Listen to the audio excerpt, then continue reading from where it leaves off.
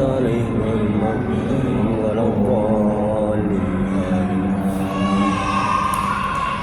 ثم إلى حضرة مؤلف هذا الكتاب شيخنا جلال الدين بن كمال الدين السيوطي الحافظ رحمه الله وغفر له وارحمه شيخ الليل الفاتحة. أعوذ بالله من الشيطان الرجيم. بسم الله الرحمن الرحيم. الحمد لله رب العالمين الرحمن الرحيم مالك يوم الدين. إياك نعبد وإياك نستعين اهدنا الصراط المستقيم صراط الذين أنعمت عليهم غير المغضوب عليهم ولا الضالين. Bapak Ibu sekalian, kita sekarang membahas tentang keutamaan la ilaha illallah bab kedua, halaman 10.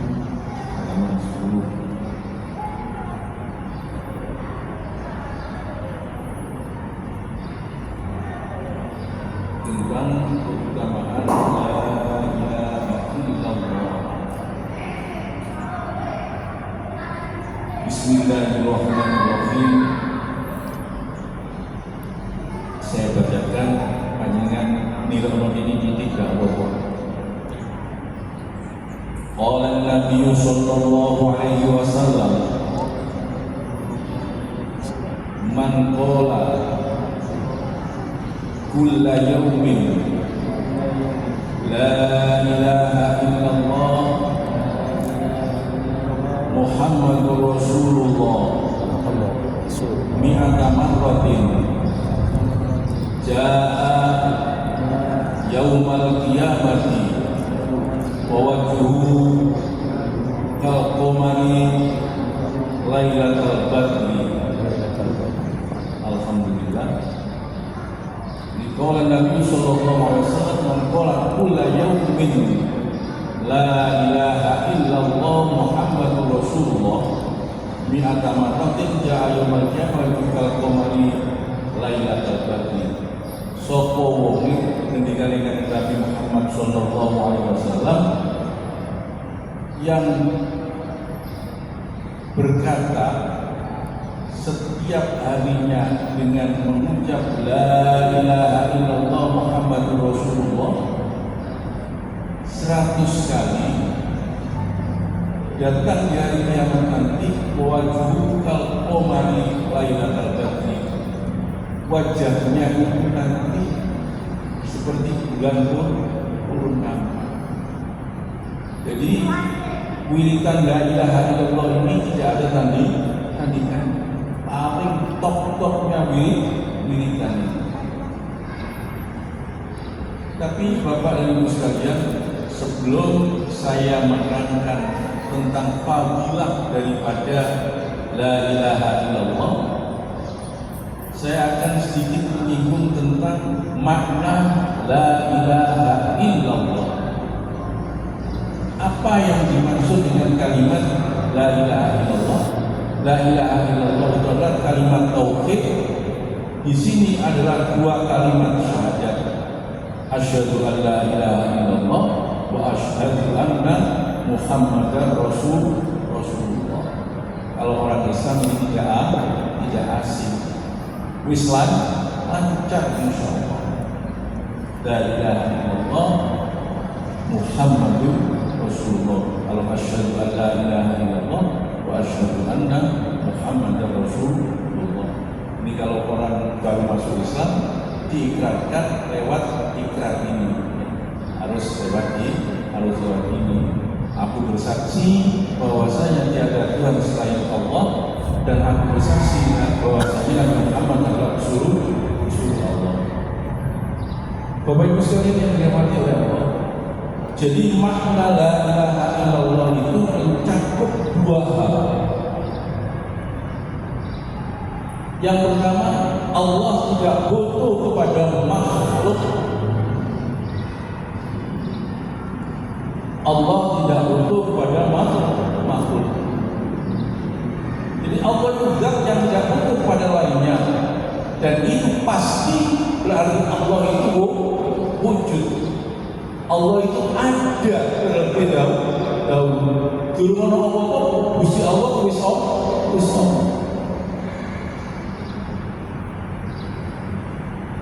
Jadi Allah itu tidak, Allah itu jauh daripada makhluk-makhluk yang lain. Jangan kemudian kita berpikir, oh ini pohon-pohon kabeh ini wis dhisik. Tidak, Allah lebih dahulu baru ada semua yang ada di alam ini. Jangan kemudian kita berpikir bahwasanya wit-witan dan yang lain langit atau bumi ini sudah ada atau tidak mendahulu. Maka itu kita harus yakin bahwa Allah itu karena tidak butuh pada makhluk lain, maka Allah itu adalah wujud pertama.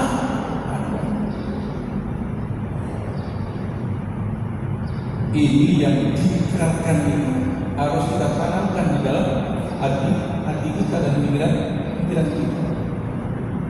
Jadi Allah itu dahulu, belum ada makhluk yang lain. Apapun yang ada di alam ini, Allah ini sudah ada. Dan Allah itu nanti bakal. Allah ini akan kekal. Jadi semua nanti akan hancur, hanya Allah Subhanahu wa Ta'ala yang masih tinggal. Semua makhluk yang ada di alam ini pasti nanti akan rusak, hancur, akan tidak ada. Hanya Allah Subhanahu wa Ta'ala nanti yang ada, yang tinggal. Kullu syai'in halikun illa wajh. Segala sesuatu, setiap sesuatu ini hancur, halik illa wajh, selain dari Allah Subhanahu wa Ta'ala, kecuali Allah Subhanahu wa Ta'ala. Dan Allah itu punya sifat wajib yang binafsihi. Jangan kemudian kita nanti menuliskan ada Tuhan anak, ada Tuhan Bapa, berarti pangeran itu dilahirkan. Itu berarti bertentangan dengan firman Allah, Qul huwallahu ahad, Allahus samad, lam yalid wa lam yulad wa lam yakul lahu kufuwan ahad. Allah tidak beranak dan tidak diberanak, tidak pernah. Dan tidak ada yang punya. Jadi Allah itu sifat wajibnya adalah Yahu binafsi. Ada dalam dirinya Allah. Bapak Ibu sekalian yang dirahmati oleh Allah Subhanahu wa Ta'ala, ini makna yang pertama daripada La ilaha illallah. Berarti artinya itu bahwa Allah itu tidak butuh pada makhluk yang lain.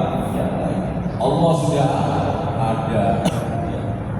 Jadi Allah itu bersih dari sifat-sifat tidak sempurna, sehingga dia mesti memilih sifat as-sama, maha mendengar al-basar, maha melihat al-kalam, maha berbicara, tahu urusannya keberadaannya yang maha mendengar. Arti yang kedua, Allah dibutuhkan semua makhluk. Kalau pertama tadi arti pertama Allah tidak butuh pada makhluk, tapi sekarang yang kedua itu artinya Allah itu dibutuhkan kepada semua makhluk. Pulau panjenengan dengan suku yang ada di alam ini butuh kepada Allah Subhanahu wa Ta'ala. Pohon-pohon itu berdiri sendiri? Tidak, itu ada campur tangan Allah Subhanahu wa Ta'ala. Tidak ada campur tangan Allah. Misalnya tidak ada turun hujan ini dari Allah Subhanahu wa Ta'ala, maka pohon-pohon itu akan mati. Dan semua kita ini ada campur tangannya Allah. Kita sekarang ini datang di masjid ini berjamaah dan sholat maghrib, nanti insya Allah dilanjutkan dengan jamaah sholat isya. Dan ini adalah kuasa Allah yang diberikan kepada kita, sehingga kita bisa hadir di masjid ini. Allah itu tidak mentakdirkan kita di sini dikira orang panas atau pilek yang tidak bisa kita bangun, itu pasti tidak datang di sini. Ini karena betul-betul dari hak Allah yang diberikan kepada kita. Karena itu mari kita bersyukur kepada Allah Subhanahu wa Ta'ala.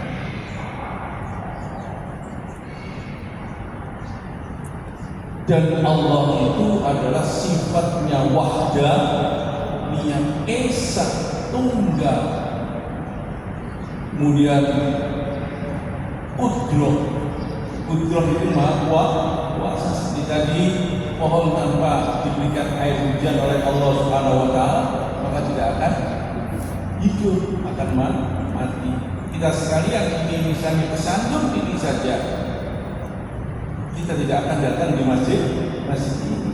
Maka dengan campur tangan Allah Subhanahu wa Ta'ala, dan bukan sekedar campur tangan separuh-separuh, bukan, mutlak ini campur tangan Allah. Kita datang di sini.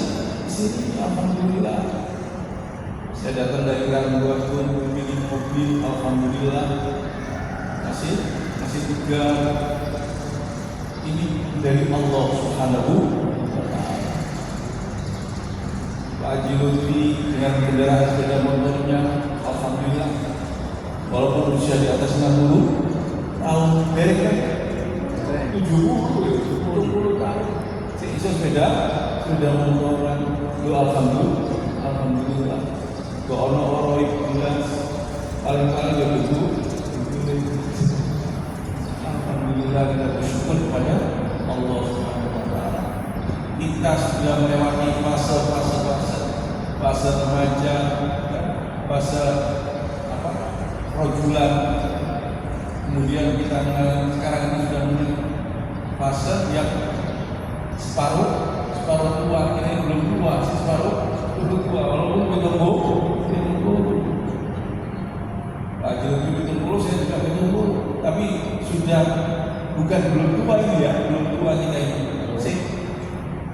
Separuh tua ini. Tuanya nanti ketika kita tunggu, udah. Itu apa kata Allah?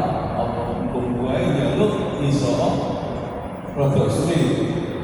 Jamaah menjalankan ibadah dengan pun Gusti Allah Subhanahu wa Ta'ala.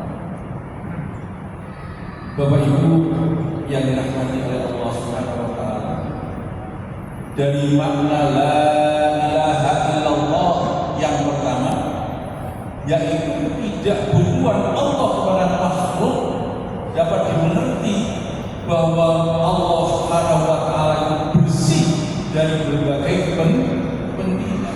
Kalau Allah campur-campur dan repot kita, kalau Allah bersih daripada kepentingan. Sebab apabila Allah Subhanahu wa Ta'ala memiliki kepentingan, berarti dia butuh pada sesuatu yang dapat mewujudkan kepentingan. Jadi Allah itu sendiri saja, tidak ada betul-betul yang kecuali kita. Abi pengajian di kitabnya di Juno, Pak Haji Lutfi, mana miknya di Juno, Pak Suruli, Pak Samsudi, mana minumnya diambilkan Pak Haji Haryanto. Butuh semua kita ini. Apa mana yang mengirim sekadwin tambah bu Allah tanpa butuh pada siapa. Tidak ada kepentingan kepada yang lain.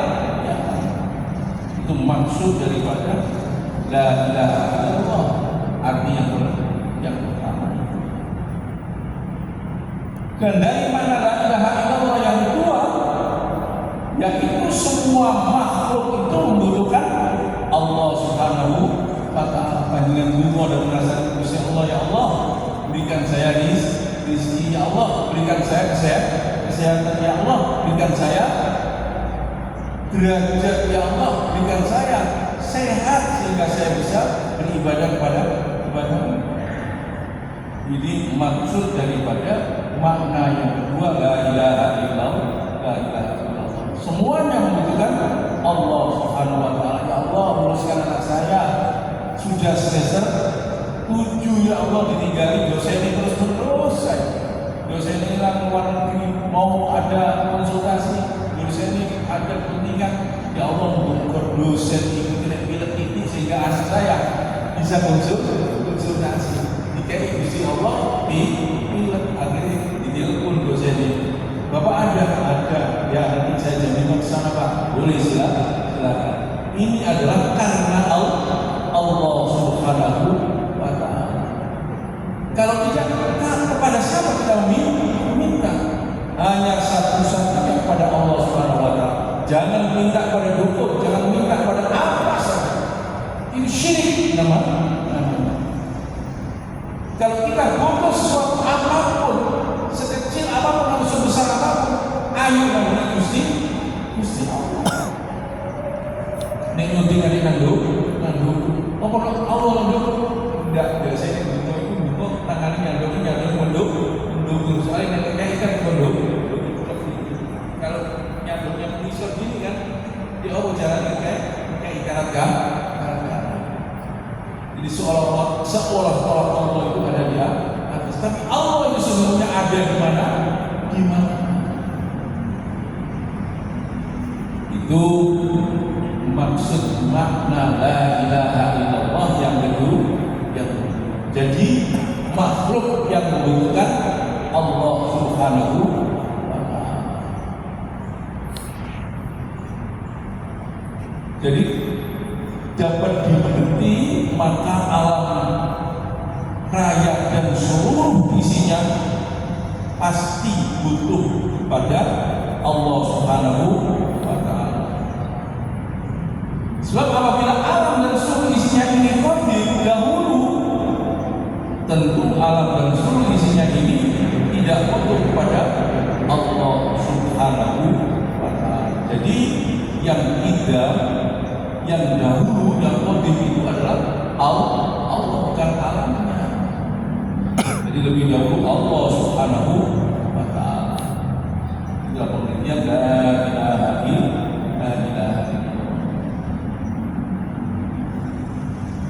Bapak Ibu sekalian yang dirahmati oleh Allah, sekarang kita akan melihat kepada fadilahnya. Apa sih sebenarnya utamanya la ilaha illallah? Ini di dalam syarah Tanqihul Qaul berkata Al-Fatihah sesungguhnya melazimi zikir, membiasakan mengistiqomahkan zikir la ilaha illallah ketika masuk rumah bisa menghilangkan daripada kemiskinan. Kita masuk rumah la ilaha illallah, assalamualaikum warahmatullahi wabarakatuh, kemudian kita mengucap la ilaha illallah. Selain daripada itu, insya Allah dalam kitab ini disebutkan akan dihapuskan baginya 4.000 dosa besar. Ketika remeh dengan la ilaha illallah akan dihapuskan 4.000 dosa besar. Ada sahabat yang bertanya kepada Rasulullah SAW, wahai Rasulullah, bagaimana kalau kami tidak punya dosa besar? Maka dijawab oleh Rasulullah SAW, diampunilah dosa-dosa keluarganya dan diampunilah dosa-dosa tetangga. Enak ngomong nih, tapi tonggo sehingga Islam enggak diampuni. Yang ikut terampuni ini adalah tetangga-tetangga yang muslim, mukmin. Maka itulah kami bersabda, afdhalul dzikri la ilaha illallah. Tiada Tuhan selain Allah. Kau Allah pangeran kecuali namun Gusti Allah. Karena itulah hadirin yang dimuliakan oleh Allah, kalimat tauhid dan tauhid tidak ada sesuatu pun yang menandinginya. Ini zikir wirid ini satu-satunya yang paling hebat. Jadi ayo kita ini terus berzikir la ilaha illallah. Ini ada cerita la ilaha illallah versus burung hijau. Rasulullah bersabda, barang siapa mengucapkan la ilaha illallah, keluar dari mulutnya itu seekor burung hijau yang mempunyai dua sayap putih.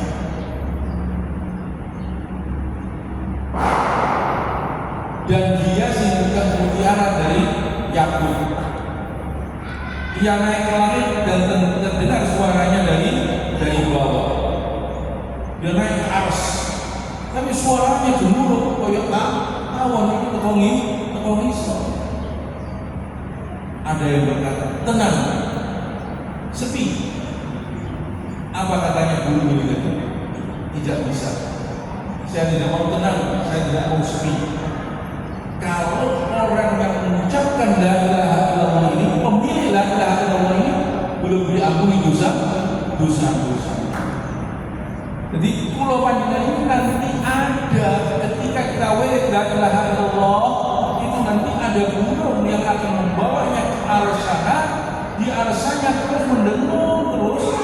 Itu nanti setelah disuruh tidak mau, maka mintanya burung itu pokoknya saat burung yang disepuluh semua la ilaha illallah ini tidak akan berhenti.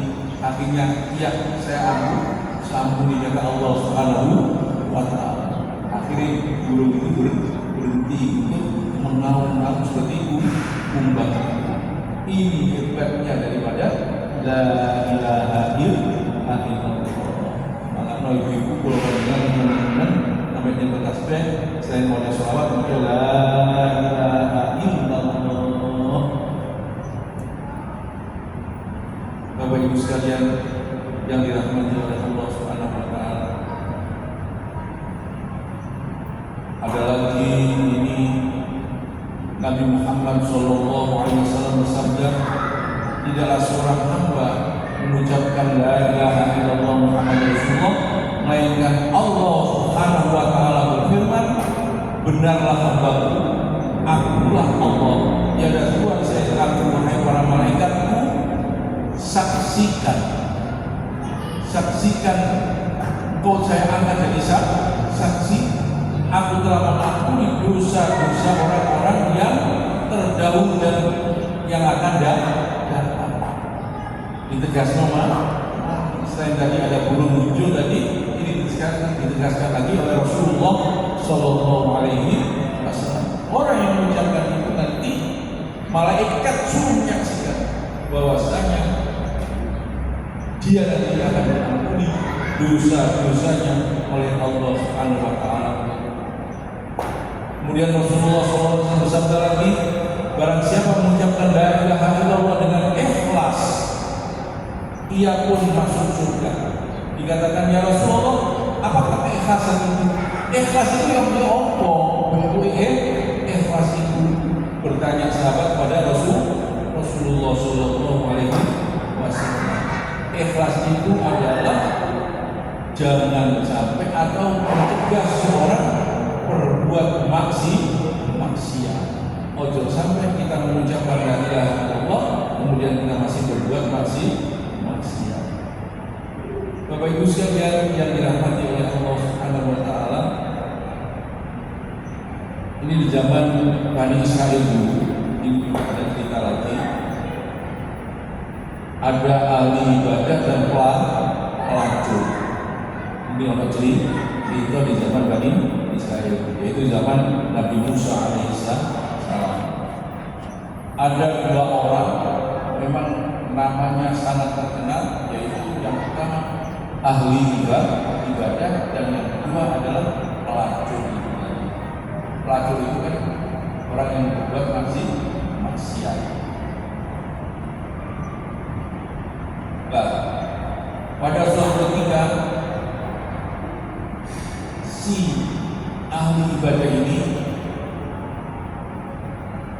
dengan meninggal dunia.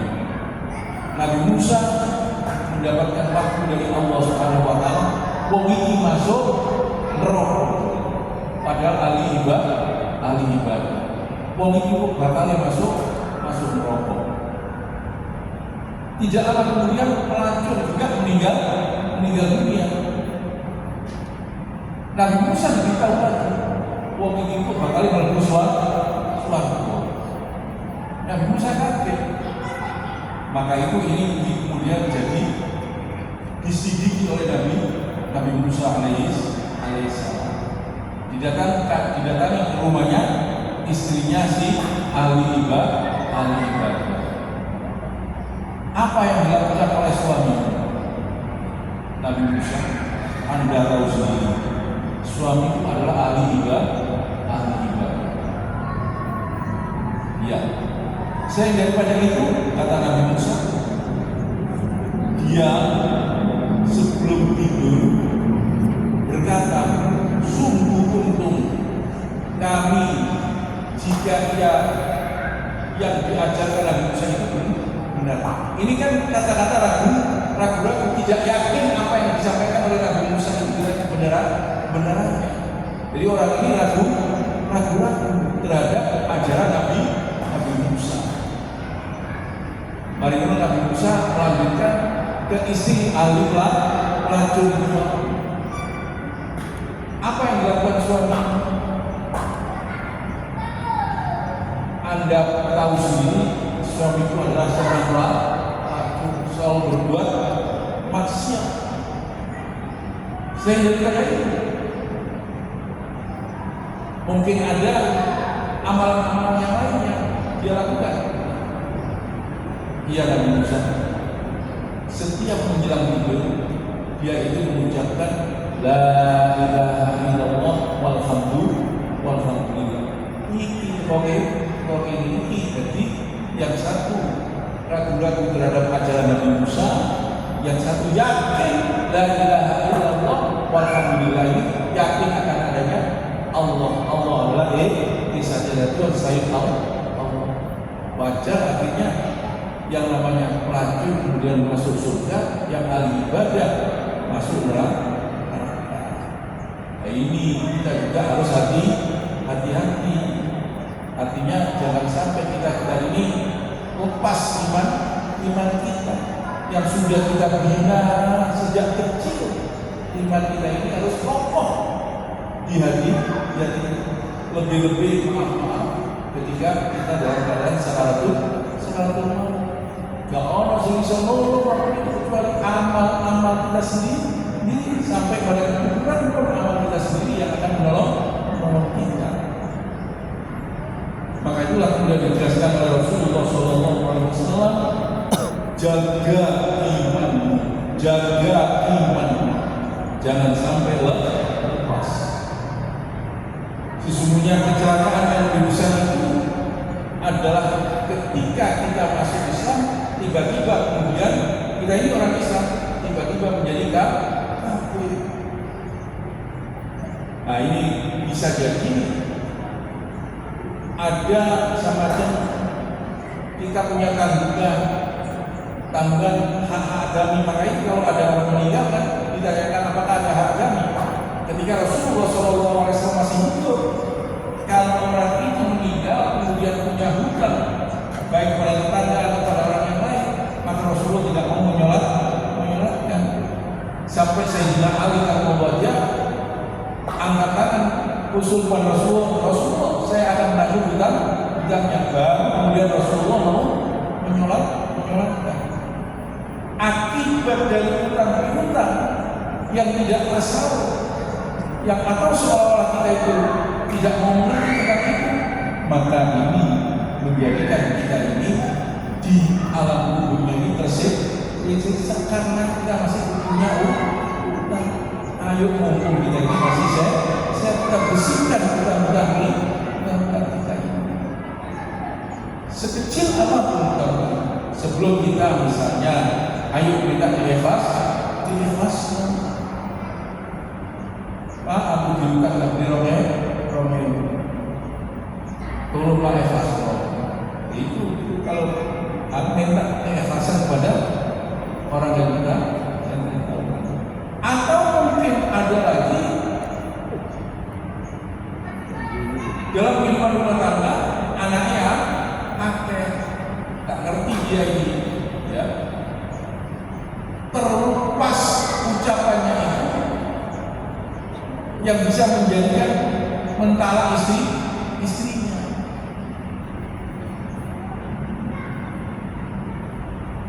Kalau sudah begitu kan kita harus bisa, karena ucapan suami yang dilontarkan kepada istrinya tadi. Ini yang juga perlu kita hati-hatian di dalam kehidupan rumah tangga. Seemosi apapun jangan sampai terlontar berutama tak pegang. Jangan sampai terucap seperti ini. Sudah paham. Setelah itu berjalan di rumah tangga, anteng mana? Ya apa mari anak ya? Dia juga sana. Anak ini apa? Pelan. Akhirnya ini kehidupan yang menjadi haram ini terus berlalu sampai mati. Ini yang perlu hati-hati. Jangan sampai iman kita itu lepas dari perbuatan kita sendiri. Bapak Ibu, alhamdulillah yang dirahmati oleh Allah Subhanahu wa taala. Di dalam keutamaan la ilaha illallah, ini Al-Faqih meriwayatkan dengan sanadnya dari Abdullah bin Amr, Rasulullah sallallahu alaihi wasallam bersabda, kelak di hari kiamat ada orang yang diajukan di depan mahkamah pertimbangan agung. Yaumul hisab, nanti ada seperti ini. Lalu ditunjukkan 99 bendel perbuatan dosa. Jadi ini loh, per orang itu 99 bendel perbuatan dosa. Setiap bendelnya itu doa itu sepanjang apa? Sejauh mata memandang. Gak lihat doa itu, kita mandang sampai gimana? Ini 99 bendel itu satu bendelnya seperti itu. Ya tentu saja orang yang berbuat itu kaget, ya Allah ternyata perbuatan saya seperti ini dulu di dunia, dosa sampai aneh. Akhirnya kemudian yang 99 bendel itu mau dideket semacam timbangan. Ini ada timbangan, ini, nah yang ini 99 bendel ini. Ternyata orang ini yang berbuat dosa itu kok sering militan dengan mengucapkan la ilaha illallah. Dijaga ini bisa. Jadi ditimbang. Jadi yang 99 bendel dan yang la ilaha illallah ini kan kecil sekali la ilaha illallah itu. Nah itu dijaga sebelah ya. Ternyata dengan kuasa Allah Subhanahu wa taala la ilaha illallah itu jegreke unsur lebih berat dibanding 99 bendel perbuatan dosa ini. Akhirnya apa? Alhamdulillah dengan la ilaha illallah wa anna Muhammadan abduhu wa rasuluh, kemudian orang ini dilepaskan dari dosa, dilepaskan dari siksa margani beratnya timbangan la ilaha illallah. Ya kita juga jangan nyobitan, macam militan kan lahir Jakarta, militan la ilaha illallah, tak sembahyang. Ya apa itu? La ilaha illallah tak sedekah, ya. Apa yang diperintahkan Allah Subhanahu wa taala lewat Rasulullah Muhammad SAW, ya harus kita jalan. Supaya lima waktu ya sembahyang. Kalau mana diceritanya Pak Mansur, la ilaha illallah dan bisa hapus dosa-dosa, wis ngomong baik karena tinggi, nggak sholat, nggak benar nih. Bapak Ibu yang dirahmati oleh Allah Subhanahu wa taala, kiranya waktu sudah habis. Mudah-mudahan nanti kita bisa melanjutkan lagi pada bab yang yang lain. Mudah-mudahan Allah Subhanahu wa taala selalu membuka hati kita, membersihkan hati kita, memberikan hidayah kepada kita, menunjukkan kepada kita pada jalan yang diridhoi oleh Allah Subhanahu wa taala. Amin. Allahumma amin. Bismillahirrahmanirrahim. Rabbana hab lana min azwajina wa dhurriyyatina qurrata a'yun waj'alna lil muttaqina imama. Allahumma anfa'na bima 'allamtana wa 'allimna ma yanfa'una warzuqna mimma yanfa'una.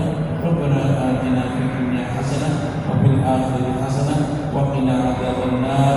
Walhamdulillahi rabbil alamin. Subhanakallahumma wa bihamdika asyhadu an la ilaha illa anta astaghfiruka wa atubu ilaik. Subhana rabbika rabbil izzati amma yasifun wa salamun 'alal mursalin walhamdulillahi rabbil alamin.